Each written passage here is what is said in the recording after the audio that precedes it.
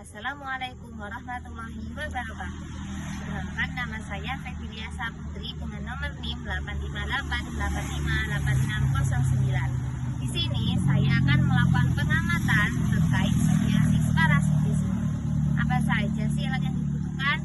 Yang pertama ada alat tulis, yang kedua ada tabel pengamatan, serta yang ketiga ada lingkungan sekitar.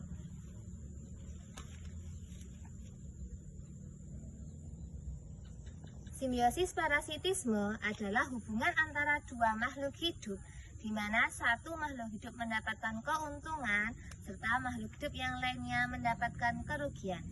Nah, sekarang kita cari tahu apa saja sih contohnya. Yang pertama, di sini ada tanaman tali putri dengan tumbuhan tetean. Tali putri ini tidak bisa melakukan fotosintesis, sehingga dia mengambil makanan dari tanaman tetean ini.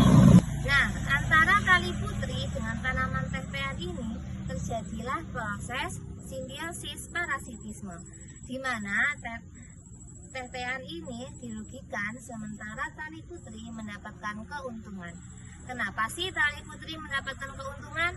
Tali putri mendapatkan keuntungan karena dia bisa mendapatkan makanan serta nutrisi dari tanaman tetean ini. Tali putri juga bisa mendapatkan tempat untuk dia hidup.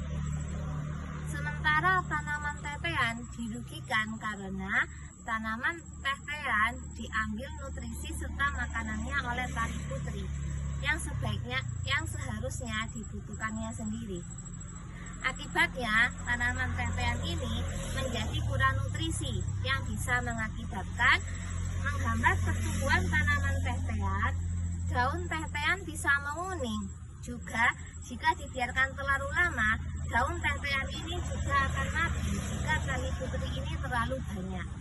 Nah, dari pengamatan yang saya dapatkan ini dapat disimpulkan bahwa tali putri dengan tanaman tetean adalah proses simbiosis parasitisme, di mana tali putri diuntungkan karena dia dapat menyerap makanan dari tanaman tetean, sementara tetean dirugikan karena makanan serta nutrisinya diambil oleh tali putri yang mengakibatkan pertumbuhannya semakin terhambat.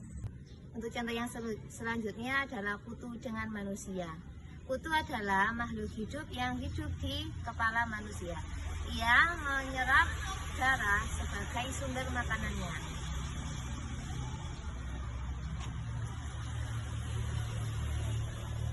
Nah, di sini kutu adalah makhluk yang diuntungkan karena kutu dapat menyerap darah di dalam kepala manusia sebagai sumber makanannya. Kutu juga mendapatkan keuntungan karena dia bisa mendapatkan tempat tinggal di dalam kepala manusia.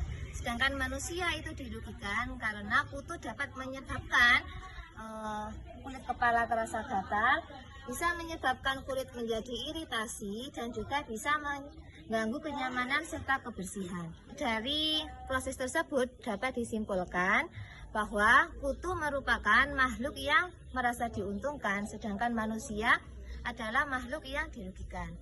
Nah, hal tersebut terjadilah simbiosis parasitisme.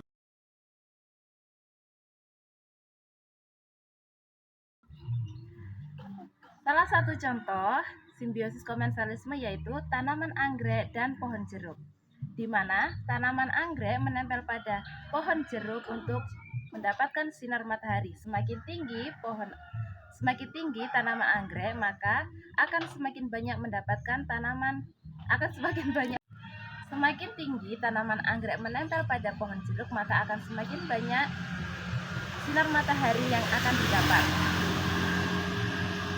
Semakin tinggi pula tanaman anggrek, maka akan lebat daunnya, banyak bunganya, dan akan semakin subur bunga anggreknya. Sedangkan untuk tanaman jeruk tidak akan mendapatkan kerugian apapun dengan menempelnya tanaman anggrek di salah satu dahannya.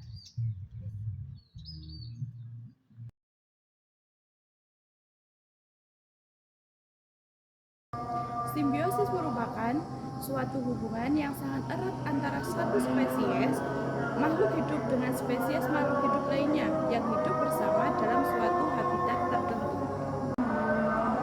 Contoh pertama adalah manusia dengan tumbuhan.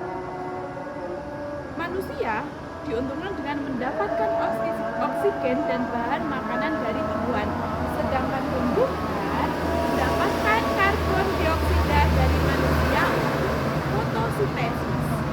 Contoh kedua adalah cacing tanah dan tumbuhan.